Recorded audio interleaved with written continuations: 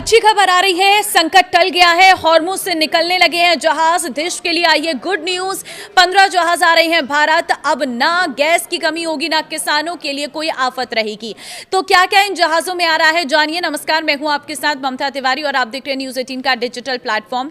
Waste Asia में युद्ध थम गया है और करीब दुनिया की 20% तेल गैस जरूरतों को पूरा करने के लिए जिम्मेदार स्ट्रेट ऑफ हॉर्मुज से फ्यूल लगे जहाजों की आवाजाही भी शुरू हो गई है। ये भारत ही नहीं बल्कि दुनिया के लिए बड़ी राहत है, क्योंकि हॉर्मुज बंद होने की वजह से भारत, पाकिस्तान, बांग्लादेश से लेकर ब्रिटेन जैसे देशों ने बड़ा संकट झेला है। लेकिन अब ये टल गया है। अमेरिका ईरान के बीच शांति होने और हॉर्मुज से जहाजों का निकलना शुरू होने के साथ ही भारत सरकार ने बड़ा कदम उठाया है, जो तेल गैस से जुड़ी बड़ी राहत माना जा रहा है। दरअसल सरकार ने संकट में लागू किए गए इमरजेंसी नेचुरल गैस सप्लाई नियमन आदेश के तहत जारी अधिकतर प्रतिबंधों को वापस ले लिया है। पश्चिम एशिया में तनाव और ग्लोबल सप्लाई चेन पर पड़े असर के बीच रसायन एवं उर्वरक मंत्रालय ने बताया कि उर्वरक और कच्चा माल लेकर आ रहे 15 जहाज सुरक्षित रूप से हॉर्मुज पार कर चुके हैं। सरकार का कहना है कि किसानों के हित की सुरक्षा और देश में उर्वरकों की उपलब्धता सुनिश्चित करने के लिए सभी जरूरी कदम उठाए गए हैं। मंत्रालय ने कहा है कि इन 15 जहाजों में से 8 जहाजों में 3.32 lakh metric ton LMT urea, 4 जहाजों में 2.57 LMT डाई अमोनियम फॉस्फेट और मतलब यानी कि DAP और 3 जहाजों में 1.11 LMT सल्फर है।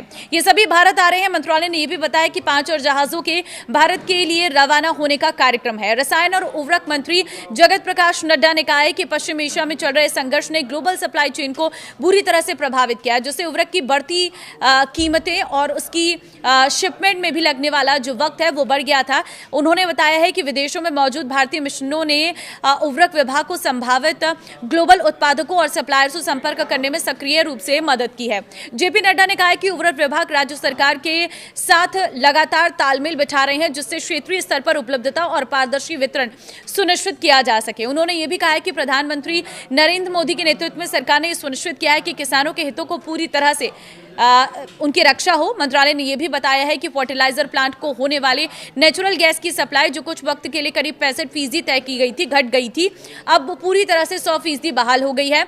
मंत्रालय ने आगे कहा है कि उसने 197.56 लाख मीट्रिक टन फर्टिलाइजर का स्टॉक जमा कर लिया है, जो देश की 383.9 LMT की सालाना फर्टिलाइजर जरूरतों का 51% से अधिक है।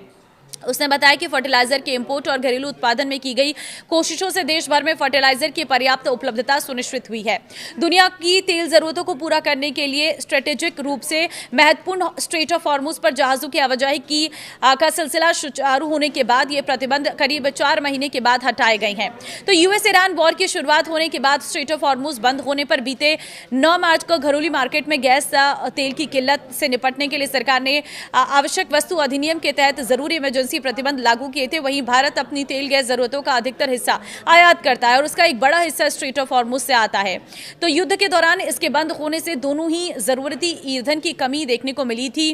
किसानों को परेशानी हुई थी क्योंकि उर्वरक नहीं आ पा रहा था। ऐसे में पेट्रोल, डीजल से लेकर LPG तक की कीमतों में और उर्वरक की कीमतों में इजाफा देखने को मिला था। लेकिन अब क्योंकि स्थितियां सामान्य हो गई हैं, तो ऐसे में अब जहाज जो है वो स्ट्रेट ऑफ हॉर्मुज से आराम से पार कर पा रहे हैं और इससे देश में जो कमियां हो रही थी वो वापस से अब रिवाइव होने लगी है। ऐसे में माना यह जा रहा है कि क्या पता जब अच्छे से यहां से आवाजाही पूरी तरह से शुरू हो जाए तो उसके बाद जो कीमतें हैं वो भी कम हो सकती हैं, चाहे फिर वो किसानों के लिए राहत की बात रहेगी या फिर वो आम जनता के लिए, क्योंकि पेट्रोल और डीजल के दाम भी जल्द कम किए जा सकते हैं। आप अपनी राय जरूर दें और इस वीडियो को शेयर कर दें। नमस्कार।